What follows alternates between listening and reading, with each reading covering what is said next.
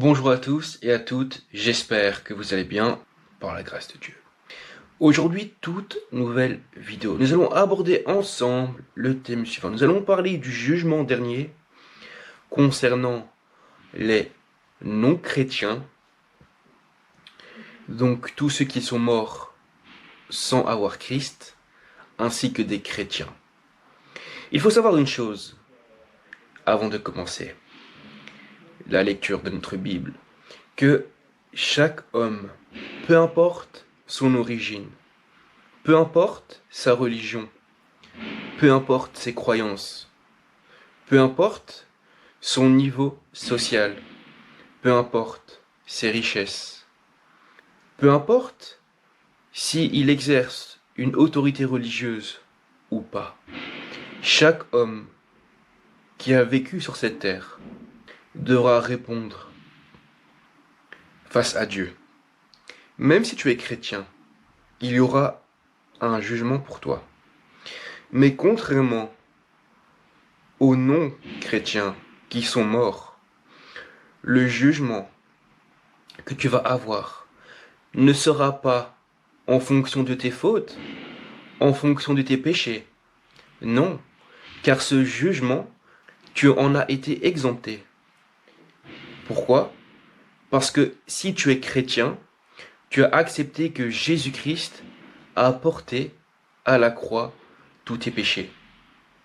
Donc tu ne seras pas jugé en fonction de tes péchés, mais tu seras jugé en fonction de tes œuvres que tu auras faites sur cette terre concernant le royaume de Dieu, concernant l'évangélisation, concernant l'amour du prochain. Et dans quel but?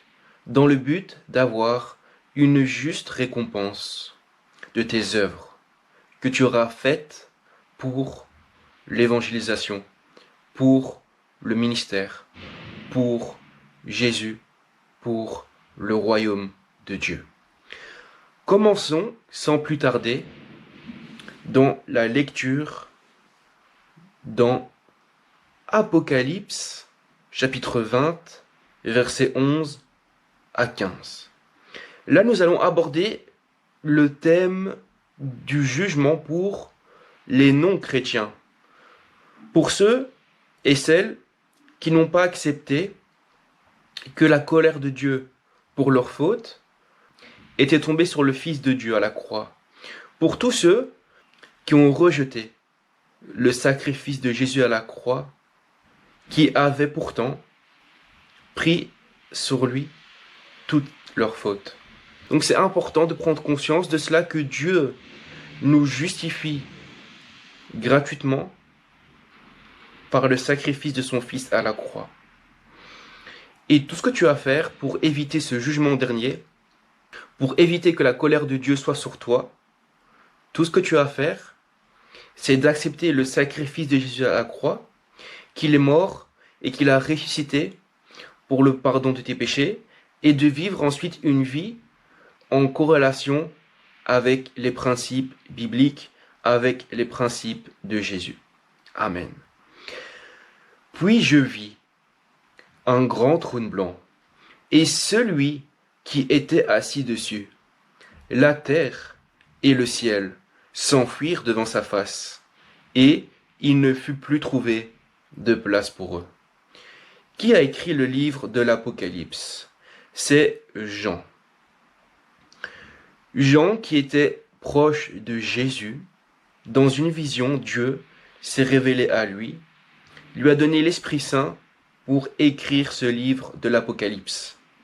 Et justement, l'Apocalypse, c'est le dernier livre de la Bible, c'est le livre qui t'explique, en gros, la fin du monde, et surtout, le jugement terrible, la colère de Dieu qui s'abattra sur la terre, sur le péché de tous les hommes. Et le jugement dernier, c'est quelque chose d'évitable. On a vu plus tôt que tu pouvais éviter cela. Mais ce jugement dernier, il est pour tous les non-croyants, les non-chrétiens. Et qu'est-ce que ce premier verset nous dit?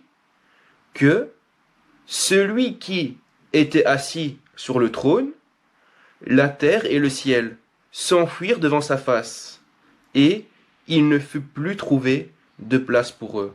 Ce que cela signifie, c'est que Jésus, qui est sur le grand trône blanc, qui est Dieu, jugera tout le monde, toute créature. On parle des hommes, bien sûr, et ainsi que les anges, le ciel et la terre.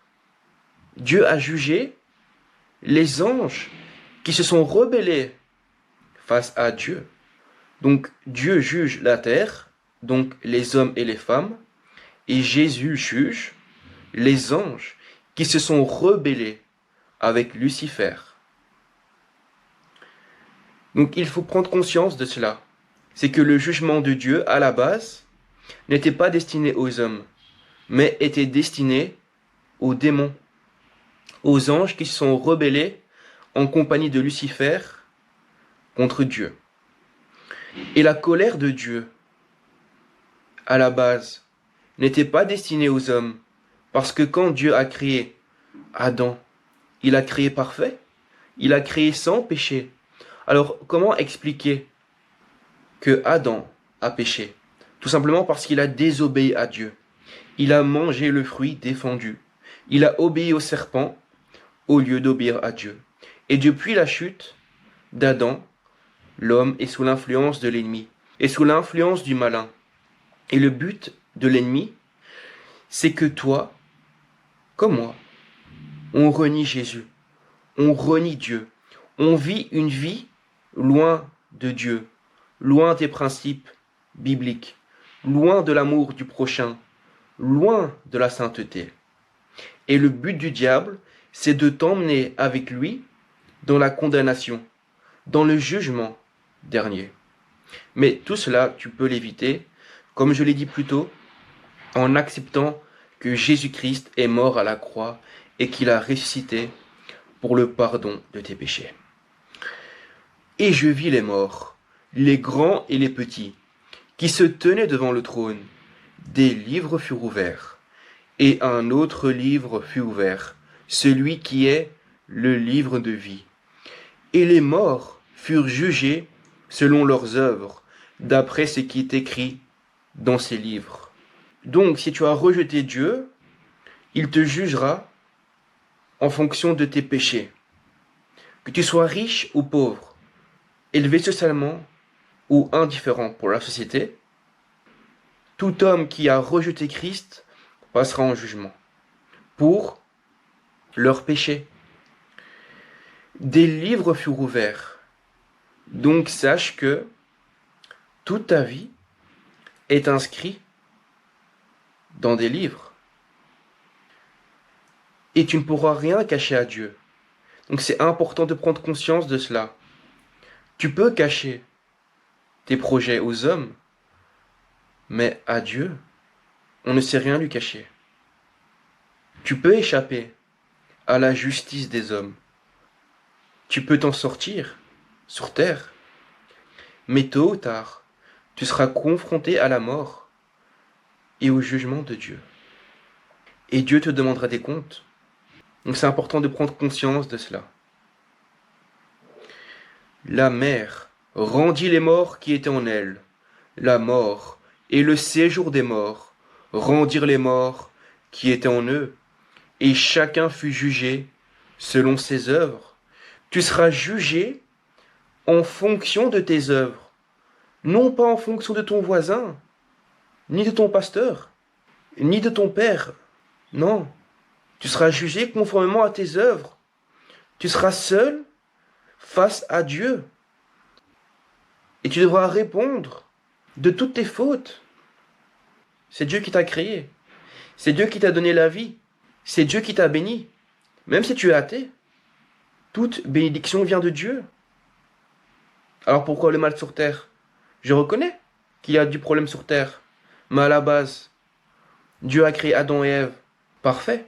Mais c'est depuis la chute d'Adam, c'est depuis que l'homme a désobéi à Dieu volontairement et a obéi au serpent que l'homme a été entraîné avec Lucifer, avec le diable, dans sa chute. Et qu'est-ce qu'a fait Dieu pour nous éviter cette colère, ce jugement? Comme je te l'ai dit plus tôt, en mourant à la croix pour le pardon de tes péchés et en ressuscitant le troisième jour pour te montrer qu'il était sans péché et que la mort n'a pas eu de pouvoir sur lui, vu que le salaire du péché c'est la mort, mais étant donné que Jésus était Dieu et qu'il était sans péché, la mort, le séjour des morts, n'a pas pu l'emporter parce qu'il était sans péché, et du coup c'est bien la preuve qu'il était Dieu. Et il n'y a aucun squelette de Jésus. C'est la preuve que son corps est glorieux. Et le jour où tu seras confronté à Dieu, à Jésus, tu verras ses marques dans ses mains. Tu verras les stigmates de la crucifixion. Jésus te montrera qu'il était mort à la croix pour le pardon de tes fautes. Mais malheureusement, tu as rejeté le salut. Et il sera trop tard. Et pourquoi justement tu verras les stigmates de la crucifixion? Parce que Jésus a gardé son corps sur terre. Parce qu'il a été ressuscité. Son corps n'a pas fini à la poussière. Non, mais tu le verras. Et chaque œil verra Jésus. Amen. Et la mort et le séjour des morts furent jetés dans l'étang de feu. C'est la seconde mort, l'étang de feu. Donc il faut prendre conscience de cela, qu'on ne rigole pas avec son âme, qu'on ne rigole pas avec son salut éternel, car le séjour des morts sera jeté dans l'étang de feu, qui à la base, je le répète, n'était pas destiné aux hommes, mais était destiné au diable et à ses anges, à ses démons. Et le but du diable, c'est de t'amener avec lui dans sa chute, sachant qu'il connaît le paradis, sachant que le diable est condamné, et lui, tout ce qu'il souhaite, c'est de t'emmener avec lui dans sa chute, car il sait pertinemment que cette vie sur terre n'est qu'une miette comparée à ce qui nous attend. Nous, les chrétiens, nous les croyants, nous, les hommes et les femmes qui avons placé notre espérance en Jésus-Christ, qui nous sommes humiliés face à Christ, face à Jésus, qui avons reconnu que nous avons un Créateur, que la vie sur terre n'est pas le fruit du hasard. Il sait que le paradis est ce qu'il y a de plus beau. Quiconque ne fut pas trouvé écrit dans le livre de vie fut jeté dans l'étang de feu. Donc, l'étang de feu est ce qu'il s'advient sur le péché. Et toi, ton but sur terre, c'est que ton nom soit inscrit dans le livre de vie. Car réussir sa vie, la vraie définition de réussir sa vie, c'est que ton nom soit inscrit dans le livre de vie. Tu peux vivre une vie excellente pour les hommes. Tu peux avoir réussi ta vie brillamment. Mais si ton nom n'est pas inscrit dans le livre de vie, au final, ta vie, elle aura été ratée. Et il est donné aux hommes de mourir qu'une seule fois. C'est qu'une fois. Après, c'est trop tard. Christ est mort une seule fois pour le pardon de tes péchés. Si tu n'as pas accepté le cadeau de Dieu à la croix, si tu meurs dans cet état de péché, si tu as rejeté que Dieu a pourvu à la croix pour tes fautes, et si tu meurs alors la colère de Dieu sera sur toi, et le séjour des morts sera jeté dans les temps de feu, à cause du péché, à cause de la rébellion de Lucifer, qui à la base, les temps de feu n'étaient pas destinés aux hommes, et étaient destinés à Satan et à ses démons. Mais à cause de la chute d'Adam et Ève, malheureusement le péché, c'est la mort. Et pire encore, la seconde mort, c'est les temps de feu.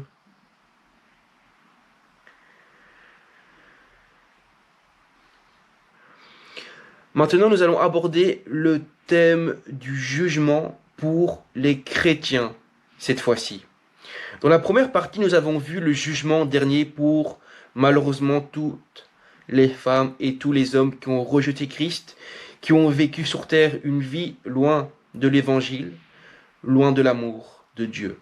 Mais maintenant, pour tous les chrétiens et toutes les chrétiennes, sachez que on passera en jugement. Sauf que ce jugement-là ne sera pas en fonction de nos péchés, parce que on a accepté que Christ a pourvu sur la croix pour toutes nos fautes. Non.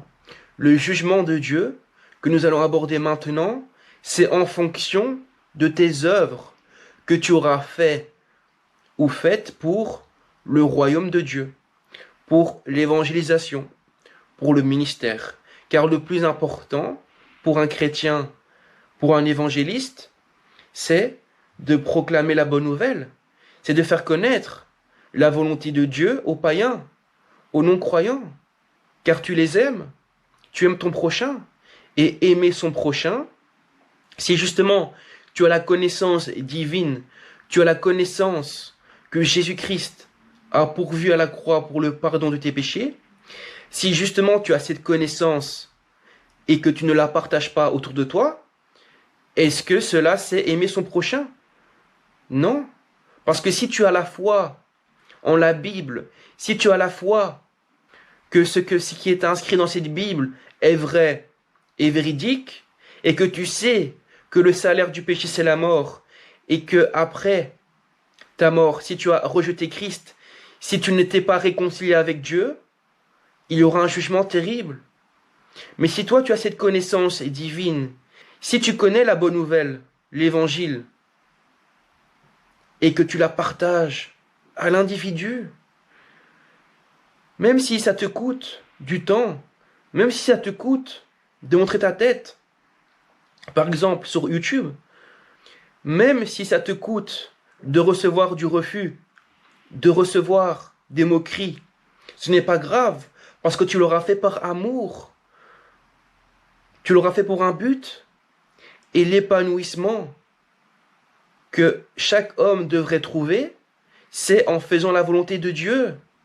Car tu es sur cette terre pour un temps bien défini à l'avance. Dieu connaît les plans qu'il a formés sur toi. Et avoir la foi, c'est surtout avoir la foi en Dieu. Et c'est avec Dieu, avec tes frères et sœurs, que tu surmontes les épreuves et que tu t'accroches à la vérité, à la vie, à l'évangile, à Jésus. C'est pour cela que tu as le souffle de vie. Utilise justement le souffle de vie que tu as reçu pour utiliser intelligemment ton temps, pour être au service de l'individu, au service de ton prochain. Amen. 1 Corinthiens, chapitre 3, versets 5 à 15. Qu'est-ce que donc qu'Apollos? Et qu'est-ce que Paul? Des serviteurs, par le moyen duquel vous avez cru, selon que le Seigneur l'a donné à chacun. Donc par exemple, qu'est-ce qu'Apollos? Qu'est-ce que Paul? Ce sont des serviteurs. Mais des serviteurs de qui? Des serviteurs du Seigneur, Jésus. C'est Dieu qui utilise ses serviteurs pour faire connaître l'évangile, pour que toi tu crois. Quand quelqu'un t'annonce l'évangile, Dieu l'a utilisé. Et la proclamation de la bonne nouvelle du royaume de Dieu, cela ne se fait pas tout seul. Cela demande d'investir du temps, de l'énergie, d'être impliqué dans la cause de l'évangile. Et c'est une très belle cause. J'ai planté, Apollos a arrosé, mais c'est Dieu qui a fait croître. Comment expliquer que toi, tu as cru, et que ton voisin, par exemple, qui a reçu la même semence, n'a pas cru? Parce que c'est Dieu qui a fait croître. Alors c'est une bénédiction que tu crois. Remercie Dieu d'avoir permis que ton cœur soit réceptif à l'évangile. C'est une bénédiction de croire en l'évangile. Ce n'est pas donné à tout le monde. Et cela vient de Dieu. C'est Dieu qui t'a choisi. C'est Dieu qui t'a aimé. Amen. En sorte que ce n'est pas celui qui plante qui est quelque chose, ni celui qui arrose, mais c'est Dieu qui fait croître. C'est Dieu qui a fait en sorte que tu sois réceptive ou réceptif à l'évangile. Il faut remercier Dieu, il faut remercier Jésus, qu'il s'est manifesté dans ta vie et qui a fait en sorte que tu crois. C'est magnifique. Celui qui plante et celui qui arrose sont égaux, et chacun recevra sa propre récompense selon son propre travail. Mais amen. La Bible nous dit que l'ouvrier mérite son salaire. Et être ouvrier, tu peux l'être dans un tas de domaines, mais surtout, tu peux l'être pour Dieu. Tu peux être un ouvrier pour l'Évangile. Et qu'est-ce que cela implique? Cela implique de planter la semence en l'individu, la semence de l'Évangile, et d'arroser. Mais il n'y a que Dieu qui peut faire croître. Toi, tu as planté, tu as arrosé, et c'est Dieu qui fait croître. Toi, tu dois te contenter de prêcher fidèlement la parole de Dieu, c'est d'être doux, d'être patient en l'évangélisation. D'être patient, même si tu reçois du refus, même si tu reçois des insultes, et du recul par rapport à cela. Mais sois doux, sois patient, sois rempli d'amour, car l'amour, c'est ce qui nous fait tenir. Et l'amour, c'est quelque chose de magnifique. Et l'amour, c'est le plus important.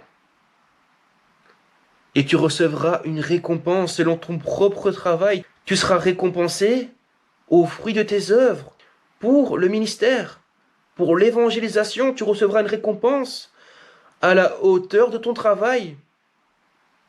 Alors ne crois pas que tu œuvres en vain.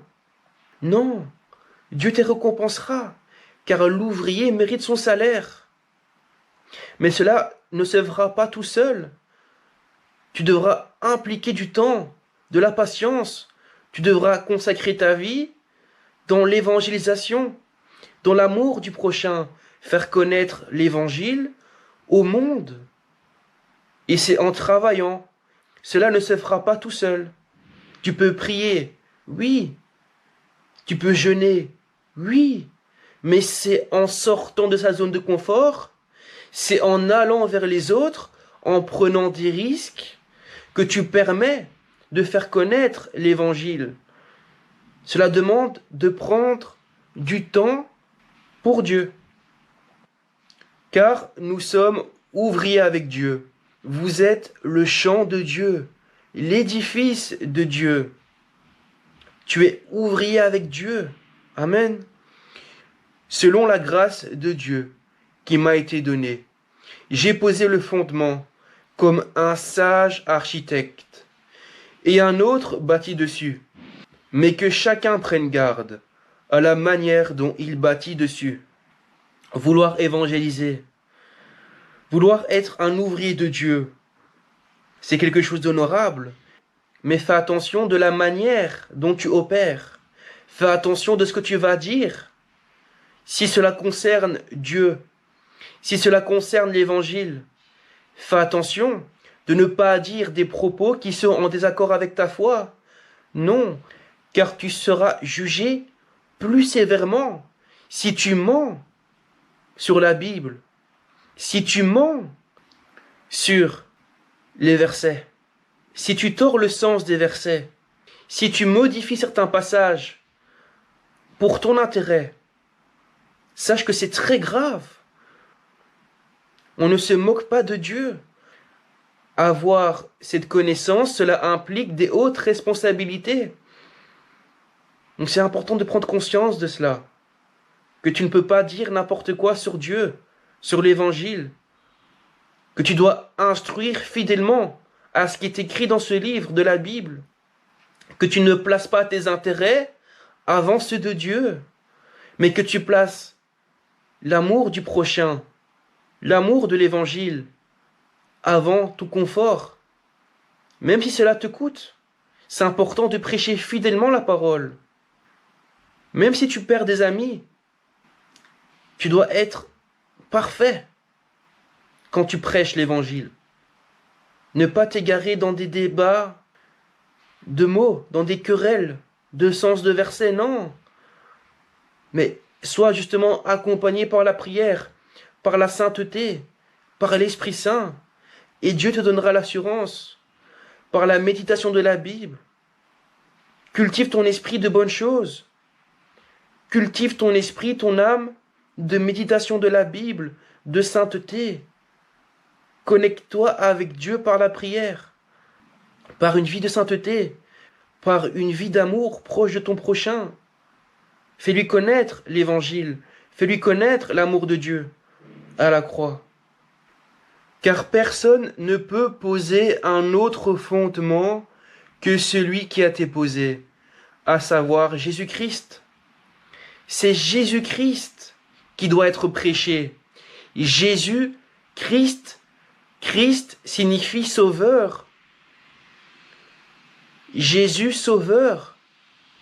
Il est sauveur, pourquoi? Parce que c'est Christ qui est né du Saint-Esprit, qui a vécu une vie sans péché, une vie parfaite, qui est mort à la croix pour le pardon de tes péchés, qui ne méritait pas la mort, et qui a ressuscité le 3e jour, car il était sans péché.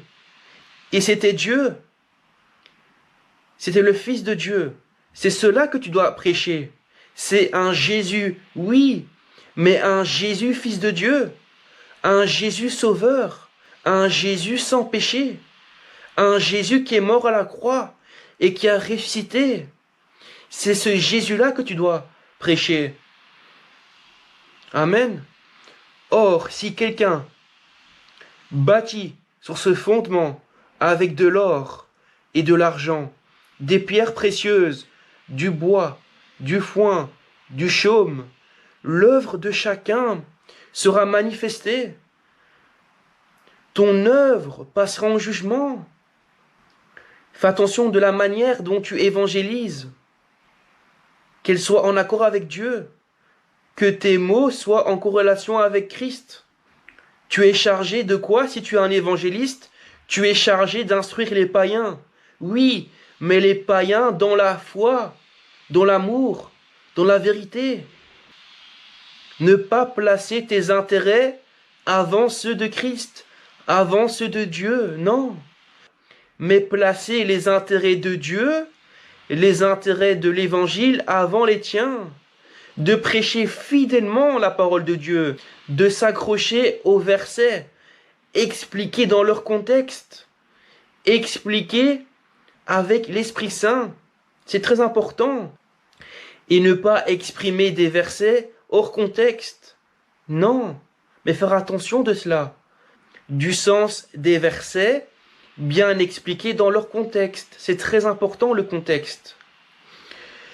Car le jour fera connaître parce qu'elle se révélera dans le feu. Et le feu éprouvera ce qu'est l'œuvre de chacun. Ton œuvre passera à travers le feu du tribunal de Christ, pour savoir si cette œuvre-là est appréciée par Christ ou pas. Si l'œuvre bâtie par quelqu'un sur le fondement subsiste, il recevra une récompense. Donc c'est que si ton œuvre n'est pas consumée, que tu recevras une récompense. Si l'œuvre de quelqu'un est consumée, il perdra sa récompense. Pour lui, il sera sauvé, mais comme à travers du feu. Donc, tu seras sauvé, tu iras au paradis. Si ton œuvre est consumée à travers le feu, tu perdras ta récompense. Tu seras sauvé, certes, mais comme à travers du feu. Donc, il faut prendre conscience de cela, qu'il y aura un jugement pour les non-croyants, les non-chrétiens. Un jugement en fonction de leurs fautes, en fonction de leurs péchés. Et que malheureusement, le salaire du péché, c'est la mort. Et que le séjour des morts sera jeté dans les temps de feu. Mais que si toi, tu es chrétien, et je l'ai dit dans cette vidéo, ce que cela implique d'être chrétien, c'est d'avoir placé sa foi, son espérance en Jésus-Christ, et surtout de vivre une vie en fonction de l'amour, des paroles de Dieu, et cela implique de vivre une vie en corrélation entre Dieu et toi, entre les principes de ta foi et tes valeurs. Que tes valeurs, que tu vis justement une vie qui est en adéquation avec ta foi et avec ce que tu vis. C'est très important.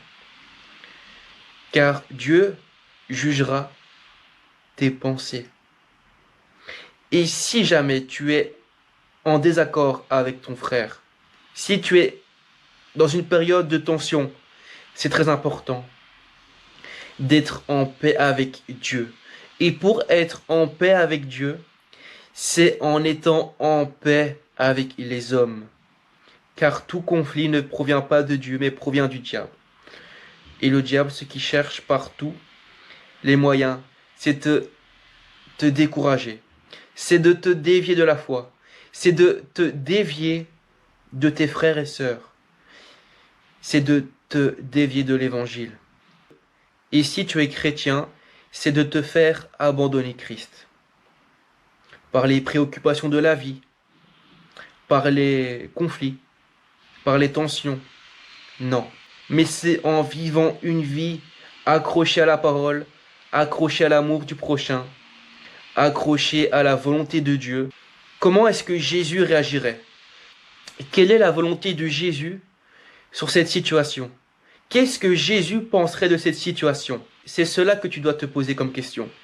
Et ainsi, avec la prière, avec le jeûne, avec la méditation de la Bible, en t'entourant de chrétiens et de chrétiennes, désireux et désireuses de chercher la face de Dieu et de rechercher l'humilité qu'il y a en la foi en Jésus-Christ, alors Dieu, accompagné par son Esprit Saint, te donnera la paix de ton cœur, te donnera justement l'amour, la paix, la joie et la persévérance. Pour une vie sur terre, en harmonie avec ton prochain, et pour une vie éternelle, dans l'amour, la joie, la paix. Amen. J'espère que tu as aimé. Si tu as aimé, n'hésite pas à liker, à commenter, à partager et surtout à t'abonner. Merci beaucoup pour ton écoute. Reste connecté. Une vidéo postée chaque mardi et vendredi sur le thème de la foi en Jésus-Christ. Amen. Prends soin de toi. Lis ta Bible. Mets-la en pratique. Et Amen. Gloire à Dieu.